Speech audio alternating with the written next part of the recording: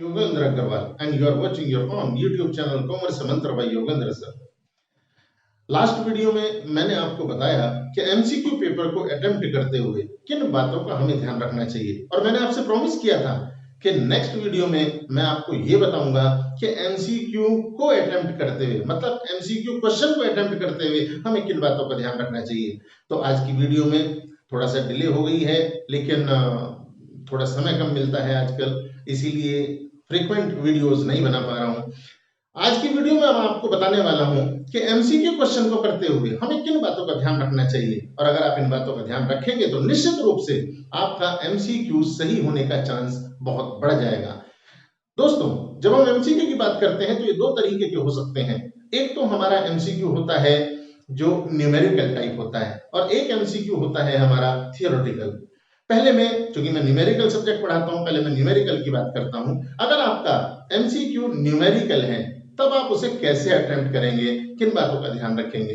तो दोस्तों, इसका एक ही मंत्र है कि जब आप एमसीक्यू न्यूमेरिकल अटेम्प्ट करें तो उसे एक साधारण क्वेश्चन मानकर, एक जनरल क्वेश्चन मानकर के अटेम्प्ट करें।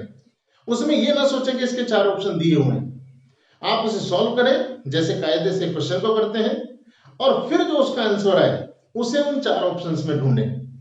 अगर आपने ऐसा नहीं किया तो फिर आपको दिए हुए 4 ऑप्शन एक्सरसाइज करने पड़ेंगे, अटेम्प्ट करने पड़ेंगे।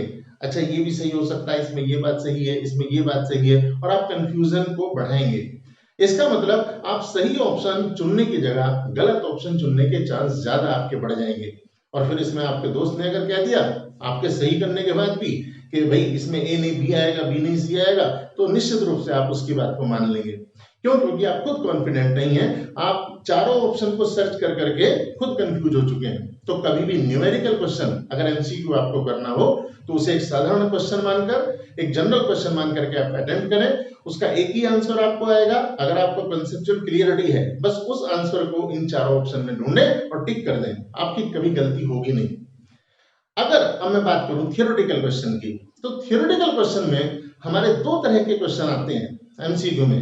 एक तो आते हैं कंसेप्ट बेस्ड क्वेश्चन, और एक आते हैं लर्निंग बेस्ड क्वेश्चन, यानी कि उसमें आपको याद करके ही लिखना होता है। अब जो याद करके लिखने वाले क्वेश्चन हैं उनकी मैं बात करूं तो उनमें बहुत ज्यादा दिमाग लगाने की तो बात है नहीं भाई। आपको सही याद है तो आप उसको सही आंसर लिख देंगे, नहीं याद है तो नहीं लिख पाएंगे, सीधा सा उसका तो फंडा है। लेकिन उसमें भी आप जो 3 आंसर आपके हिसाब से गलत हैं, अगर उनको भी एनालाइज करेंगे कि ये क्यों गलत हैं, तो फिर आप ज्यादा बेहतर तरीके से आंसर कर पाएंगे।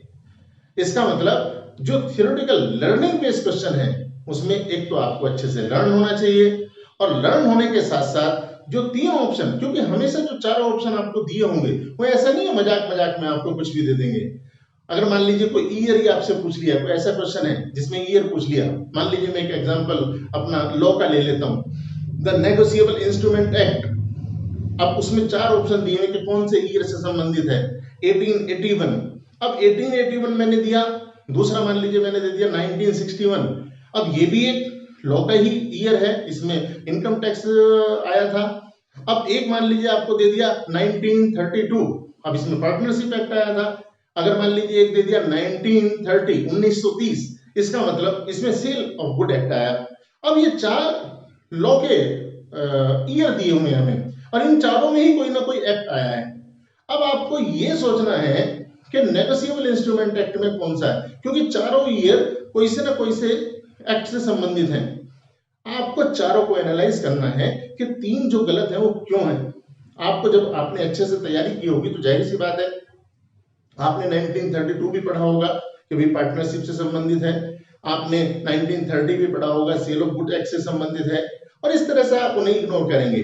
यानी कि वहां चारों क्वेश्चन, चारों ऑप्शंस को आपको एनालाइज करना है। लेकिन जब मैं बात करता हूं कंसेप्ट वाइज की, तो कंसेप्ट वाइज 2 तरह के मैंने बताए थियोरेटिकल एमसीक्यू होंगे।